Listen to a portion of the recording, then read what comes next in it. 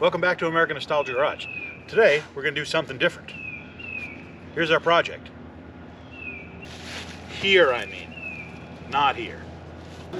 Yeah, so today's project is a 1999 Yamaha YZ400F. I don't know how long you guys have been watching the channel, but if you remember when you started watching the channel, you may have seen this thing in the background about 175 million times. We're finally digging it out, and we're going to get it running today, and I want to ride it. I don't know if this is any indication of how well this thing moves, or if you can tell from the giant pile of dirt I brought out here to the garage, or these leaves, the back wheel doesn't want to spin. And yes, it's in neutral. All right, got it up on our little stand here. Full disclosure, before you guys think that you're going to come to the channel for some real heavy, in-depth dirt bike knowledge, you ain't going to get that here. My knowledge on these things is pretty limited. I do love dirt bikes and I love quads. Quads I kind of know a little bit more about because I have more experience with them. Dirt bikes, not so much. This is actually my first dirt bike, and it is a 400. I bought this thing, I want to say like 8 years ago. I got it running, I drove it for a little bit, and then it's been parked. So it's been parked probably about almost that full 8 years, 7 years, something like that. It's been sitting just up against the shed there. I actually bought 2 dirt bikes during that deal. I got this one and a Suzuki, I think it's a DRZ or an RMZ 450 or something. That thing's really fast. This thing's actually really fast, but it's been sitting for a long time. Let's go through it. Let's get it fixed up. Pretty much I assume we're gonna have to do everything on it. So let's just go through the whole thing, make sure it's good, and then maybe we'll get to ride it. All right, so again, this is a 1999 Yamaha YZ400F, which means it's a 4-stroke. It's been sitting for a long time. I guess somebody scuffed it and painted it with some acrylic paint or something. That's coming off, not a big deal. I don't really care how it looks. I'm noticing the tire. I don't know if you can see, the tire has a mouth. It's covered in leaves, shoved into it. All the amount of times that we leaf blow and blow all the leaves into the dirt bikes and stuff in that area. So it's covered. The chain is rusty. I don't believe the brakes were locked up. No, it's spinning. No, it's just it's in gear or something's stopping it. I believe it's in gear probably still. More of the same on this side. I did mess with it a little bit. I don't remember these hose clamps being like that, but that's going to be something we got to deal with. This gas tank's going to have to come off and be emptied for sure. I did put this exhaust on it because it had crushed pipe up here when I was putting this thing together. So let's get started. That should be neutral. All right, I got it free. Let me show you what I think was causing it. So this is frozen, and I think that was around the crank gear at the front, and it was kind of, I think, just stuck in the one position. Once I kind of like forced it past the this point, it seems kind of better now. But let's get some lube on this thing. All right, I don't know that this PB blaster is the right thing to do this with, but it's what I got, and I do kind of want it to penetrate this chain.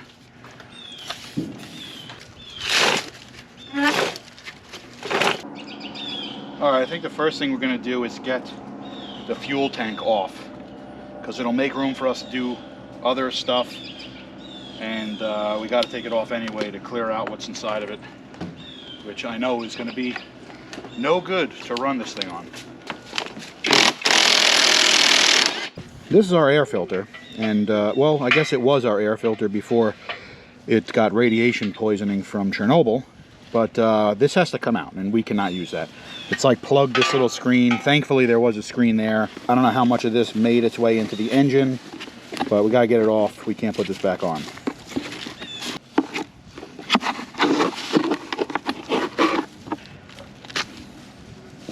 Wow.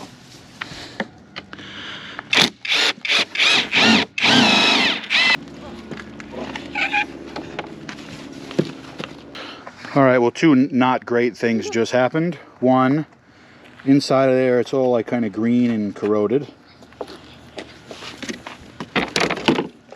And two, the little hose barb that was supposed to be in that fuel shutoff valve just came off with the hose. So that's not great. I'm always up for a good time, but I'm not looking to barbecue my legs when we do get this thing running.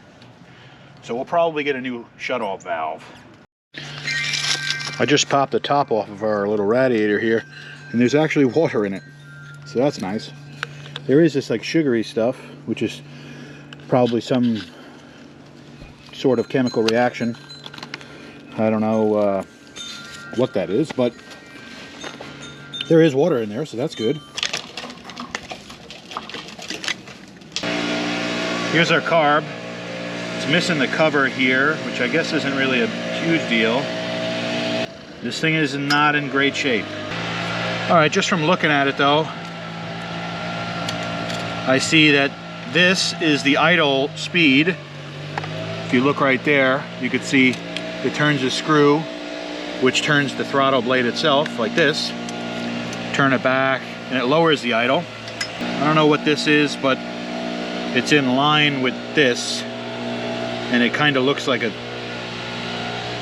sensor, probably maybe a throttle position sensor or something. It looks like we got like two chokes, although this one has the choke symbol on it, so that's got to be our choke. I don't know what this is. It's also bent. We, just by the general look of this is, I think, a mixture screw, and this is frozen. Might be a better bet to buy a carburetor. And I hate to say that, but this thing looks kind of junky. And again, I'm only saying that because I don't know much about these carbs, just in general. And for me, for the ease of putting this together or back together, and for the sake of, you know, driving this thing, might just be easier and quicker to buy a new carb. Sometimes these carbs are just too far gone. Also, look, we definitely need one of these. Gonna have to probably do a little bit of shopping, get some parts on the way. Just occurred to me that I've got parts on order, and I haven't even attempted to hit the kickstart. So maybe we should find out if this thing will turn over. Fairly certain it will, but all right, turns. Yes, I know you don't do it like that, but I'm not tall enough to get on it right now.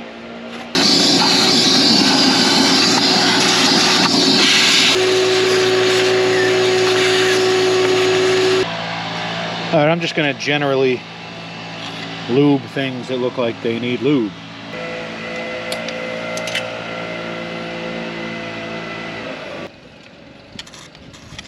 I just noticed this. Not only is our brake lever, it looks like it's just loose, but it's not connected to this clevis here. So we need to get a bolt or a clevis pin or something in there, and we got to tighten this up. Also, doesn't look like we really have rear brakes, so we got to check the fluid. Probably would be easier to get this little skid plate thing off of here, but you know, it's an extra step. I'd rather struggle with it than, you know, do the extra step and make it easy. There is absolutely no fluid whatsoever in there. So, could be a contributing factor to us having no brakes. Also don't really have front brakes, so probably check that too.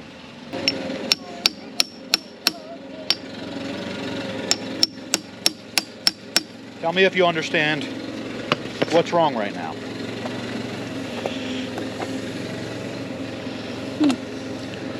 I'm taking out my master cylinder cap with an impact driver.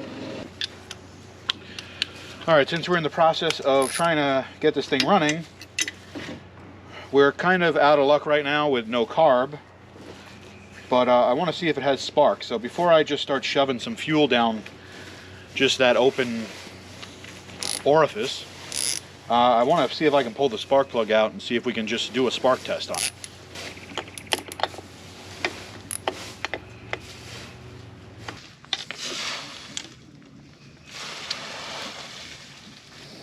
This thing does not look good. I'll get another one of these on order. Alright, so I'm just going to ground this spark plug, and I'm going to turn this thing over, and you're going to have to look really hard.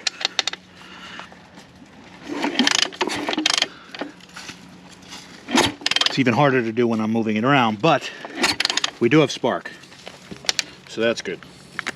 Now we know that our coil and whatnot are good. Well, we know it has spark, so let's see if we can get it to do something.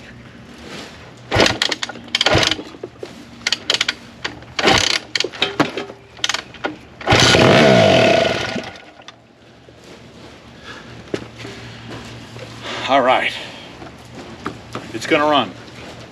We need a carburetor and some other parts, maybe somewhere to sit, but it's gonna run.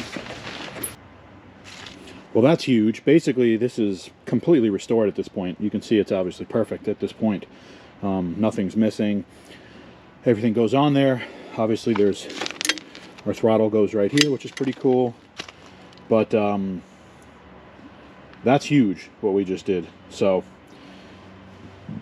all joking aside, little odds and ends. Maybe get some brakes working. We might have a shot at actually riding this thing.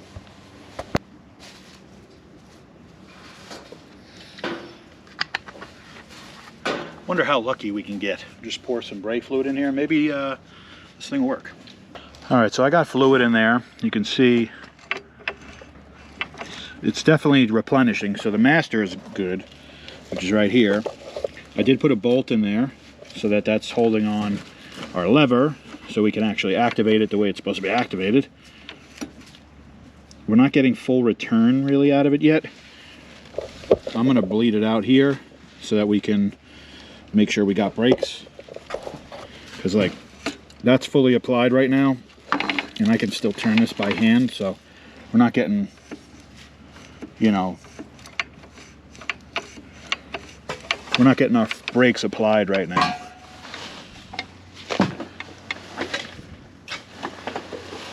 Just saw some like kind of air. It looked like it pushed dirt out here. Brakes. Oh, you saw that? That was like in the cartoons when like a guy would open his wallet and moths would fly out. Not getting full return on the master here again.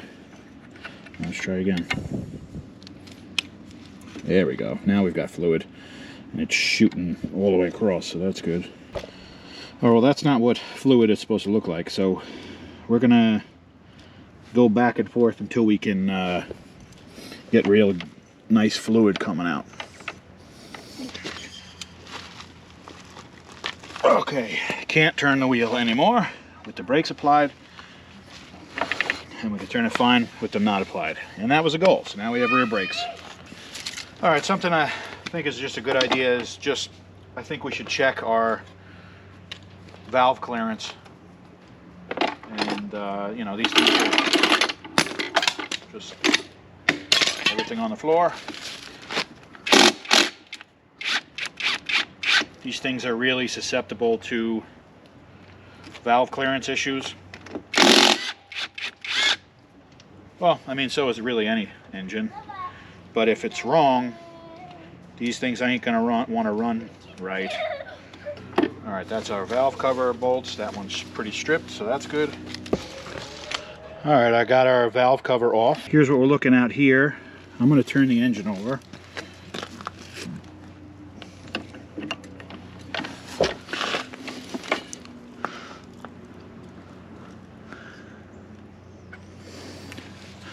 I want to make sure we're in time, actually. This looks kind of weird.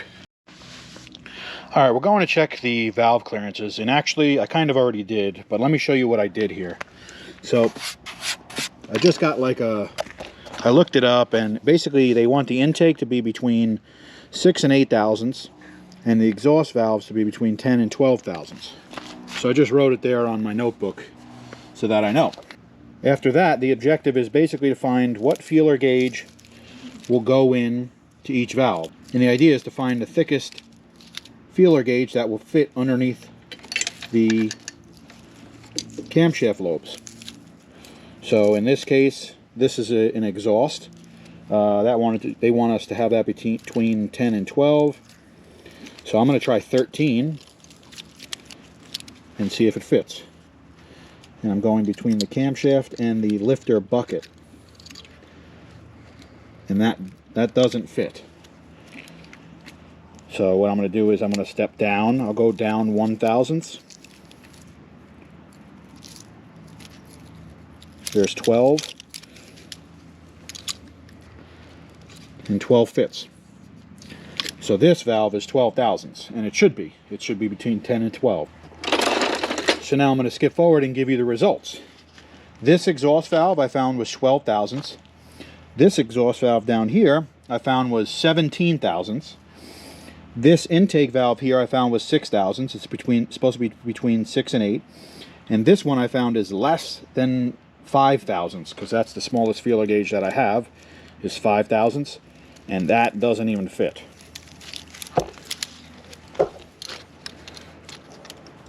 Even that doesn't fit in there. So this is roughly probably about 4 thousandths. So this got to be opened up 2 thousandths at least. And this one has to be decreased by 5 thousandths at least. I don't know if I'm necessarily going to mess with that. It's not in the ballpark, but it is close to the ballpark. It's in the parking lot. So we might leave that so I don't have to take both camshafts out. But I think I want to adjust that one because it's 5 thousandths off. This, I believe, is like 1 or 2 thousandths off, but that's a lot. So, I mean, I might as well do it since I'm here. So, let's get started. All right, so what I'm going to do is I'm going to give us some marks so I know where to set all this stuff back up at.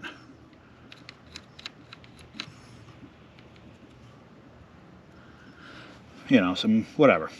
You see what I'm doing. Then I took our little bolt out here in order to get our tensioner, because our tensioner's in here.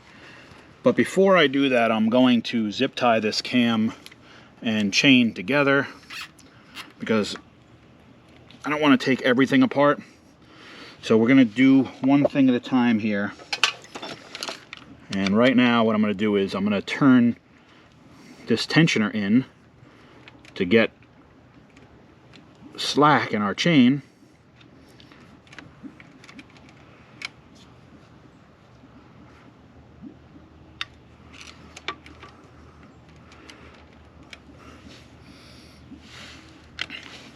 And then I can crack off our caps here.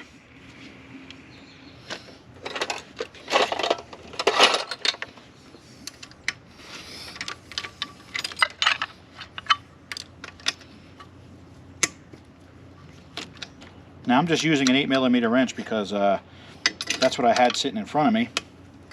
And I didn't feel like going to the toolbox, which is probably about 14 feet away from me right now. Just goes to show you the level of laziness. Also goes to show you what you can get done if you, you know, cut corners. Now I should be able to take this cap off.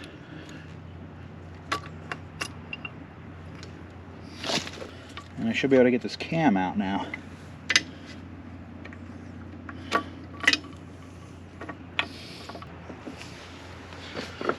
Alright, if you're not familiar with small engines, here's what one of these little cams looks like.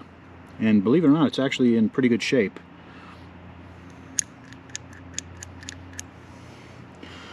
Put it up here. Now you can see what I'm trying to get at, which is this bucket right here.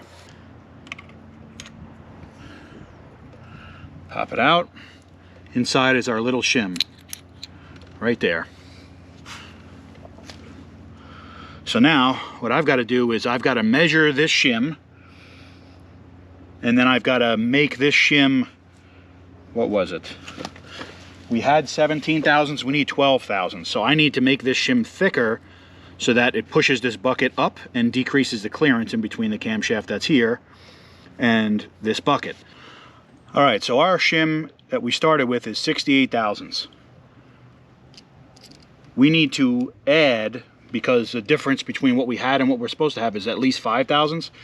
So we need something that's 73 thousandths, 75 thousandths, roughly, in thickness. So let's see if we can find something. And we have one, 75 thousandths. So that's 7 thousandths difference than what we have. So 7 thousandths would bring us down to 10 thousandths, puts us right in spec. The next size up is like 77 thousandths. That's going to kind of knock us out of where we need to be. So,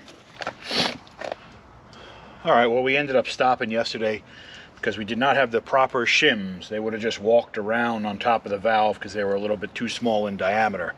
They're like little hockey pucks. Either way, got the correct ones in the mail today. We wanted to take up our 5 thousandths of an inch gap that we have in our valve lash.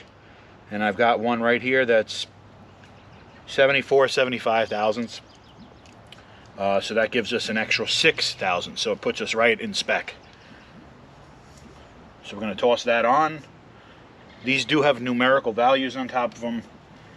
I have no idea what it stands for. Throw the bucket back in.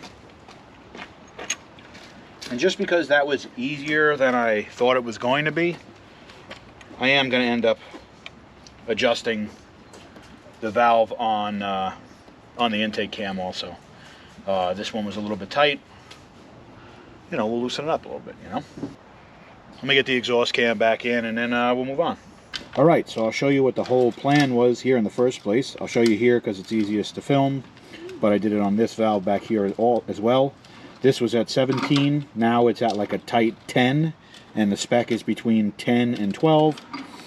This intake cam is supposed to be between 6 thousandths and 8 thousandths, and we were at like a super tight 5, even 4, and now we're at like a tight 6. So this is roughly 6 thousandths, this is roughly 10 thousandths, much closer to spec than it was before. So we're going to call that a job well done. Either that or I entirely ruined this dirt bike. We'll find out. All right, it's another day. Got the valve cover on. We did our timing marks, showed you guys that. Timing chain is where it should be. I'm going to start slamming the top end of the motor together. We have the car, but we don't have the boot to put it on yet, so we're waiting on that. We might be able to get this thing running today if some of the parts that we're waiting on come in. So Amazon, get with it. Gonna throw a new spark plug in, and I have these feeler gauges out already. It's supposed to be 28 thousandths. I just put 2 feeler gauges together that equal 28 thousandths. I have a 15 and a 13. And fits perfectly.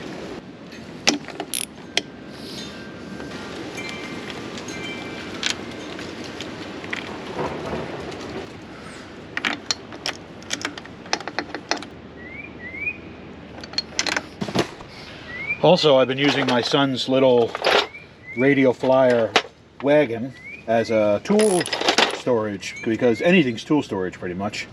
It's better than the floor though. Next thing I want to do is change this fuel valve that we broke earlier.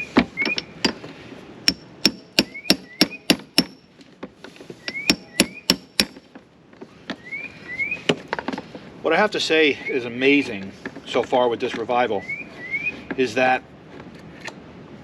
everything that we've had to buy for this dirt bike so far, we have been able to get on Amazon. Look at this. This is the old fuel screens, just snapped right off.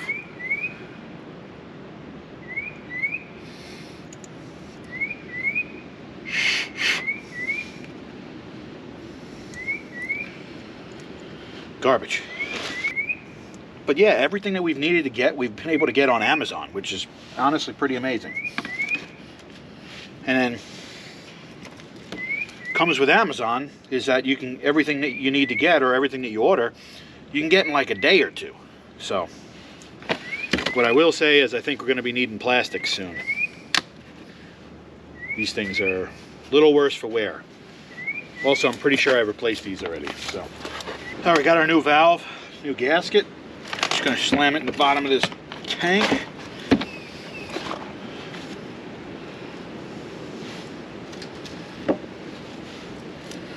So, for anybody that's watching and has been watching for a little while, this is probably new to you. You know, us doing like something that's not a hot rod. But I'll tell you guys, one thing I've learned, we've been doing the channel about 2.5 years now, and one thing I've learned is that YouTube is expensive, believe it or not. Doing these videos, some of these videos cost lots and lots of money to do, and when you're not really making any money doing them, it's kind of rough. So, you know, you have to get creative sometimes when you want to produce content like this. I don't know if you guys like this or not. Comment below if this is something you guys like to see, because I have some other quads and I have another dirt bike, I have go-karts. If you guys like seeing it on the channel, let me know. We'll do more of this. Not saying we're going to replace the hot rods, because that's the whole purpose for the channel, but, you know, anything, you know, gear oil and gasoline related, you know, it's good to go with me. But yeah, you know, so building a hot rod every video is tough, and it's expensive. We have videos on the channel that cost thousands of dollars, you know, and then for videos like that to not really produce any income is tough. So, you know, trying to put out the best, you know, content that I can put out without, you know, destroying myself financially. So, all right, why am I underneath this tree, and why am I wearing goggles? Well, we're waiting for parts. You know, it's like half the game around here. And so I'm gonna get on something else. We finally got our driver's side, well, that's actually still the passenger side. We got the driver's side quarter right there. This is the old one we still gotta get rid of. But yeah, we got that driver's side quarter for the Camaro. So I'm gonna start cutting and getting that thing out. But you know, just a little glimpse of what goes on in the garage in between waiting for parts and stuff. So yeah, I'll get back to you when we're back on the dirt bike. All right, we got some parts. Let's get this thing back together. I want to ride it. All right, we have an air filter. We have our carb snorkely thing. We have a new carburetor. I got a new fuel screw for this. I got a tachometer and hour meter. Truth be told, I don't want to know how many hours are on this thing, because it's 100,000 years old, and I neglect it. Also got a seat cover, because the seat is destroyed, and I value my tush. So, you know. All right, let's get this thing together. All right, first thing I'm going to do is actually pull the fuel screw, the stock fuel screw, out of the carb, so we can get the other fuel screw in. And this isn't really necessary. You can do this if you want. There's nothing wrong with this fuel screw. But as you can see, I need a screwdriver to get to it. It's in a weird spot when you're underneath. When this carburetor is actually installed, it's a little bit of a bear to get to. So they make this fuel screw that's like a longer fuel screw with a knob on it, and it's a good upgrade, because then you can actually get to it with your hands without a screwdriver. Less chance of burning your hands right off. Just come back in like 5 hours when I have this thing screwed all the way out. Seems like the casting of the carburetor is getting in the way of the threads coming all the way out. Time to resort to heavy-duty measures. All right, 7 years later, I got this stock fuel screw out. I also dropped the O-ring and the spring and the washer and every other item that was in there.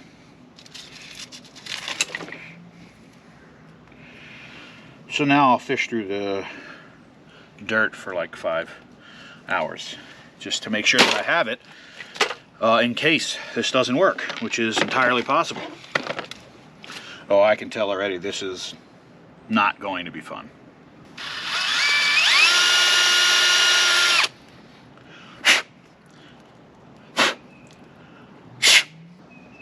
I assure you, a drill and a carburetor are not things that usually go together. It's like lamb and tuna fish. But the casting was stopping me from putting my fuel screw in, the new one, and it was even more problematic because when I went to go put this in, there's a stack of like O-rings and washers and springs and stuff, and it was getting hung up. So I would have been just jamming this thing in without the O-rings being where they're supposed to be, which would have been a problem. So now I'm going to fight with it some more and see if I can get this thing in. All right, got the fuel screw in. I got it preset to 2 turns out down here. This is why we can get to it now. So this is the whole purpose of this.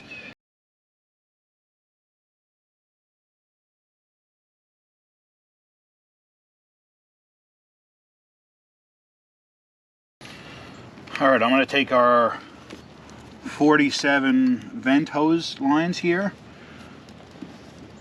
and I'm going to route them down. Where did that one just fall off of? Probably the bottom. I'm just going to take all these vents and route them down the back. That way, when it's leaking fuel everywhere, it'll be behind me, so I won't even know. Ignorance is bliss. I'm also going to route all of our vents down through where the swing arm and the spring is, because that way, if fuel does leak out of here, it will leak to where all the dry leaves have settled, and then we have the best chance for a fire. You know, and who doesn't like a bonfire? That's kind of on. All right, carb is in. Now we are going to throw our air filter in.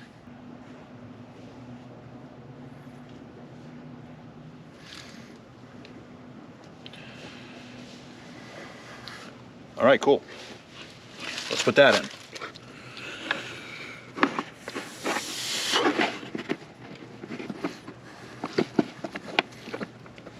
All right, next thing we're going to do is install this tack, which I think I'm going to put like up here or something, I don't know. Put it up here. I'm going to run the cable down, and then they want you to wrap the tail of this thing around the coil or the spark plug wire like 5 times. But it's different for 2 strokes, it says in the instructions. I'm not exactly sure how that works in theory, because a 2-stroke revolutions per minute is revolutions per minute, regardless of how the internal combustion is happening. Yes, I know that 2 strokes fire differently, and that the strokes, you know, there's 2 things happening on each stroke. I know that, but revolutions per minute, a thing spinning, whatever is happening on the other end of it doesn't really matter. So I don't know why that matters, but if you know why, maybe leave a comment. In the meantime, I'm not sure if I have to use all this wire either.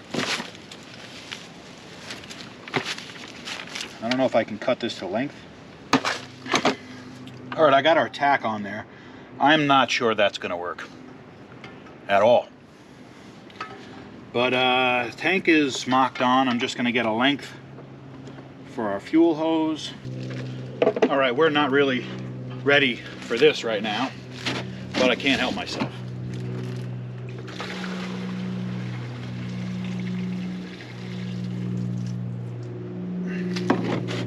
Should be enough to do some.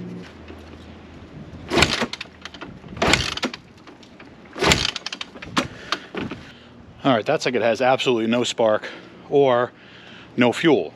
I did happen to just notice that I have this vacuum port that I was talking about earlier, and I left it open, so it could be just a bad vacuum leak. All right, what's a three-letter word that starts with a B and it means something that needs work?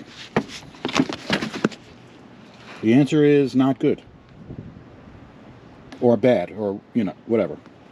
So this seat cover is bad, and we're going to replace it.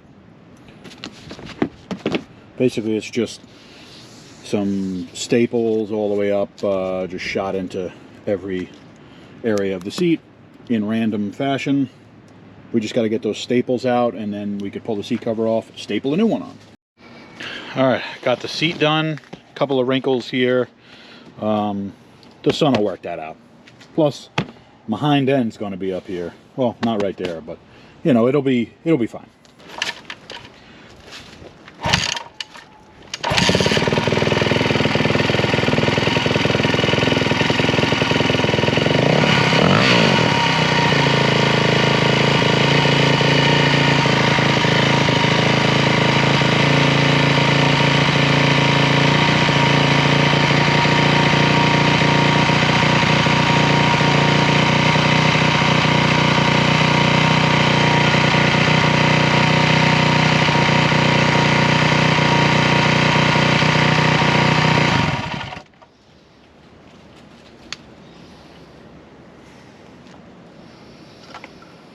Shuts right down right after I turn the choke off, so I don't know what that's about.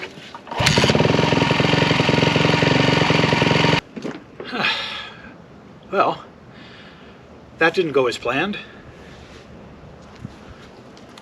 I took the bike around the backyard. You guys didn't get to see it because I thought I turned the GoPro on, and apparently I didn't.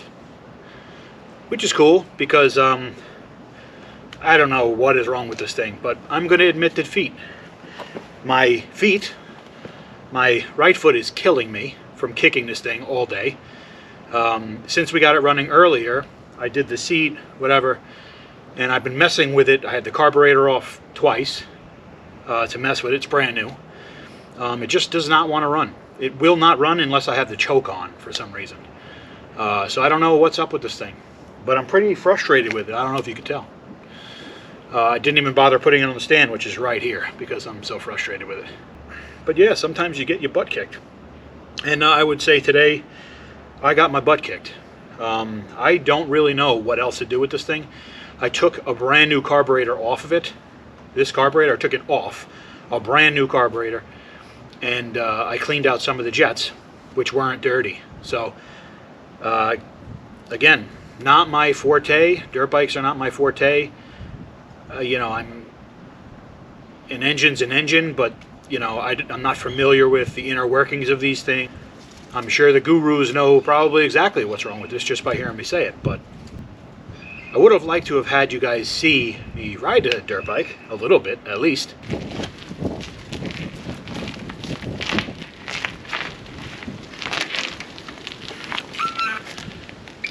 Well, at least we got one bike running.